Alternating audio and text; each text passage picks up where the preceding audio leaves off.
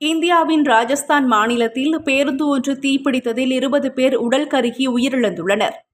ராஜஸ்தான் மாநிலம் ஜோத்பூரிலிருந்து ஜெய்சால்மர் நகருக்கு நேற்றைய தினம் சொகுசு பேருந்து சென்று கொண்டிருந்தது. அந்த பேருந்தில் 57 பயணிகள் பயணித்துள்ளனர். ஜோத்பூர் ஜெய்சால்மர் தேசிய வீதியில் சென்றபோது சொகுசு பேருந்து திடீரென தீப்பற்றி எரிந்துள்ளது. இந்த சம்பவத்தில் பேருந்தில் பயணித்த பயணிகளில் 20 பேர் உடல் கருகி உயிரிழந்துள்ளனர்.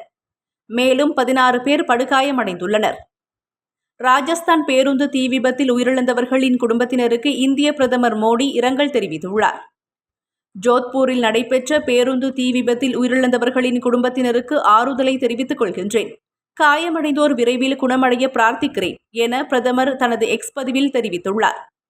மேலும் பேருந்து தீ விபத்தில் உயிரிழந்தவர்களின் குடும்பத்தினருக்கு இந்திய மதிப்பில் தலா 2 லட்சம் ரூபாய் நிவாரணம் வழங்கப்படும் என்றும், காயமடைந்தோர் குடும்பத்தினருக்கு தலா 50,000 ரூபாய் நிவாரணம் வழங்கப்படும் என்றும் இந்திய பிரதமர் மோடி அறிவித்துள்ளார்.